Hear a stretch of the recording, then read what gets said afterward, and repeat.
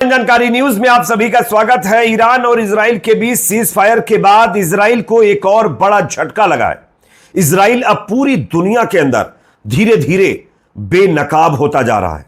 Screen के ऊपर जो तस्वीरें मैं आप लोगों को दिखा रहा हूं, ये तस्वीरें ईरानी सेना के और वहां की सरकार के कुछ बड़े ओहदे के लोग हैं, कुछ कमांडर्स हैं, जिनको इजराइल की खुफिया एजेंसी, इजराइल की सरकार, इजराइल की सेना ने कुछ दिन पहले यह कहा था कि उन्होंने इनको खत्म कर दिया है। लेकिन अब खबर आ रही है कि ये सारे के सारे इना के अधिकारी, कमांडर्स जिंदा निकले हैं।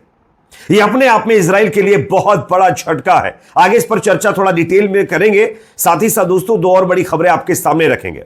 आप सब जानते हैं कि ईरान और इजराइल के बीच हुए मुकाबले में जो अरब कंट्री हैं उनके ऊपर लगातार सवाल खड़े हो रहे थे। लोग ये कह रहे थे कि ये अरब कंट्रियों के जो बड़े बड़े नेता हैं, ये जो सरकार में बैठे हुए सत्ताधारी लोग हैं, ये इजराइल के साथ मिले हुए हैं। लेकिन उसका प्रूफ अभी तक नहीं मिला था, लेकिन अब उसका प्रूफ मिल चुका है। दोस्तों किस तरीके से, आगे इसकी भी जानकारी देंगे। साथ ही साथ साउथ अफ्रीका अब ईरान के ऊपर, इजराइल के ऊपर एक बड़ी कार्रवाई करने जा रहा है। जो साउथ अफ्रीका गाजा मामले को इंटरनेशनल क्रिमिनल कोर्ट में लेके गया है, वही साउथ अफ्रीका अब इजराइल के ऊपर नई स्ट्राइक करने की जो है एक तरफ बढ़ रहा है। किस तरीके से, आगे इसकी भी जानकारी देंगे। गाजा से एक अच्छी खबर आ रही है, इस पर भी चर्चा करेंगे। उससे पहले छोटी सी रिक्वेस्ट, अगर वीडियो पसंद आए तो लाइक शेयर, अगर चैनल पर नए हैं तो सब्सक्राइब जरूर करें। बात करेंगे पहली खबर की। सबसे पहले स्क्रीन पर जो तस्वीरें मैं आप लोगों को दिखा रहा हूं, ये तस्वीरें आप देखिए।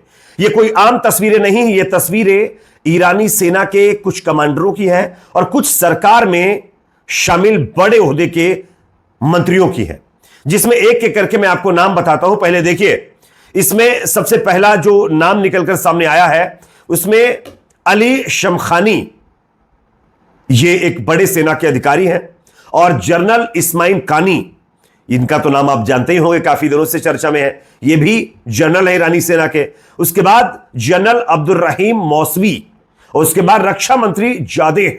इन सबको इजराइल की सेना, इजराइल की खुफिया एजेंसी मोसाद और इजराइल की सरकार क्या कह रही थी कि हमने खत्म कर दिया है। लेकिन दोस्तों अब खबर यह सामने आ रही है कि ये चारों के चारों जिंदा हैं और ये बाकायदा ईरान के अंदर मौजूद है। ये अपने आप में इजराइल के लिए एक बहुत बड़ा झटका है। दोस्तों इजराइल धीरे धीरे नंगा होता जा रहा है। आप सब जानते हैं ये वही लोग हैं जिन पर इजराइल और इजरायली मीडिया ने दावा किया था कि इनको हमने नेस्तो नाबूद कर दिया है। लेकिन दोस्तों ये सारे ईरानी सेना के अधिकारी जिंदा हैं। अब आप बताइए, इतना झूठ, लोगों का यह भी कहना है कि इतना झूठ तो हमारे देश की गोदी मीडिया भी नहीं बोलती है जितना अब इजराइल की मीडिया और इजराइल की सरकार बोलने लगी है। और यह अपने आप में ईरान की बहुत बड़ी कामयाबी है और इजराइल के लिए बहुत बड़ा झटका है। ये वो कमांडर हैं जिन्होंने चुपचाप ईरान के इस पूरे मिशन को कामयाब किया है। जो इजराइल के अंदर तबाही मची है ना, उसमें अहम रोल इन्हीं कमांडरों का है। और इजराइल के टारगेट पर, इजराइल की खुफिया एजेंसी के टारगेट पर यही कमांडर्स थे जिनको इजराइल खत्म करना चाहता था। लेकिन इजराइल ने दावा तो किया, लेकिन ये सब के सब अब जिंदा निकले हैं। जिसमें से इस्माइल कानी, जो जनरल इस्माइल कानी, इनका तो वीडियो भी आप लोगों ने देखा होगा। बाकायदा वो पब्लिक में जाकर के लोगों से मिल रहे हैं, लोगों का हालचाल जान रहे हैं। ये एक मिरेकल जो है देखने को मिला है दोस्तों, जो कि ईरान के लिए एक बहुत बड़ी कामयाबी के तौर पर आप देख सकते हैं।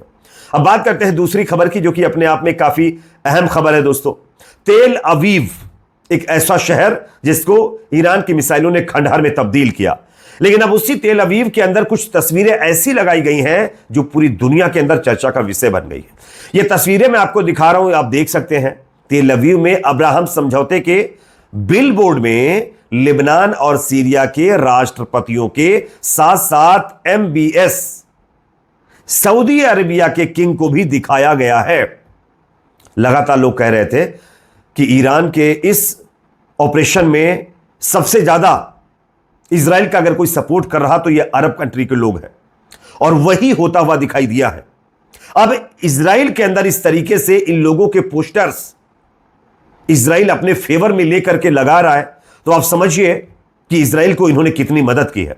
और लगातार तमाम मीडिया के लोग कह भी रहे थे कि ईरान जब सैकड़ों मिसाइल वहां से लॉन्च करता है तो कुछ तो जॉर्डन में रोक ली जाती है, कुछ को सऊदी अरबिया और दूसरे एयर स्पेस में रोक दिया जाता है, और उसका अब कहीं ना कहीं इसकी पुष्टि होती दिखाई दे रही है।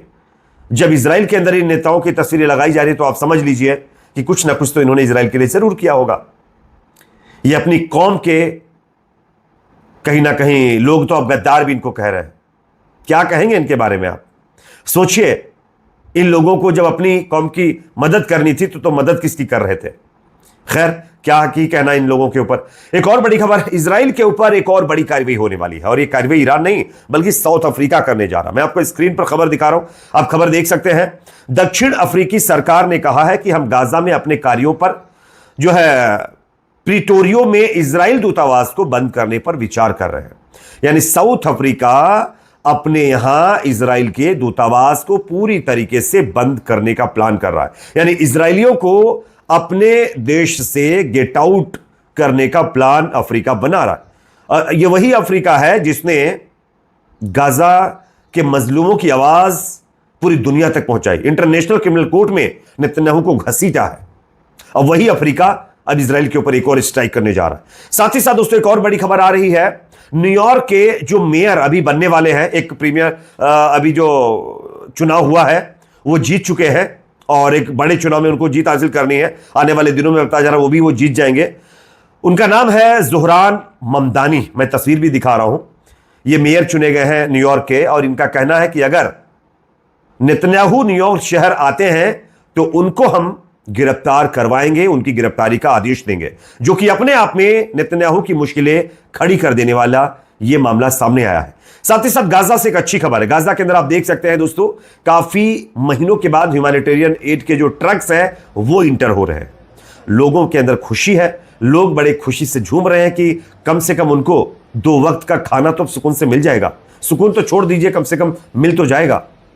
काफी महीनों से इजरायली सेना ने इस ह्यूमैनिटेरियन एड को रफा बॉर्डर पर रोक कर रखा था, लेकिन अब बताया जा रहा है कि उसको गाजा के अंदर इंटर करने दिया जा रहा है, और यह भी कुछ वहां के जो लोग रहने वाले हैं उनकी सिक्योरिटी में।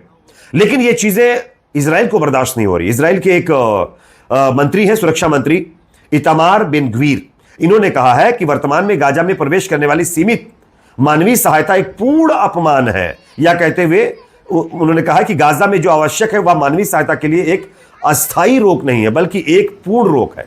यानी जो ह्यूमैनिटेरियन एड गाजा के अंदर पहुंच रही है उसके जाने का यह व्यक्ति विरोध कर रहा है, और कह रहा है कि ऐसा नहीं होना चाहिए। गाजा को पूरी तरीके से अभी भी ब्लॉक रखा ना जाना चाहिए, उसमें खाने पीने की चीजें नहीं जाने देना चाहिए। अब आप सोचिए ये कितने क्रूर हैं। साथ ही साथ गाजा से एक अच्छी खबर भी आ सकती है। डोनाल्ड ट्रंप गाजा में अब सीज फायर करवा सकते हैं, यानी इस जंग को रुकवा सकते हैं। उन्होंने खुद बयान देकर कहा है कि बहुत जल्द गाजा पर एक अच्छी खबर आ सकती है। अगर ऐसा होता है तो अच्छी बात है। इस पर आप क्या कहेंगे कमेंट सेक्शन में जरूर बताएं। वीडियो पसंद है तो लाइक शेयर, चैनल पर नए सब्सक्राइब जरूर करें।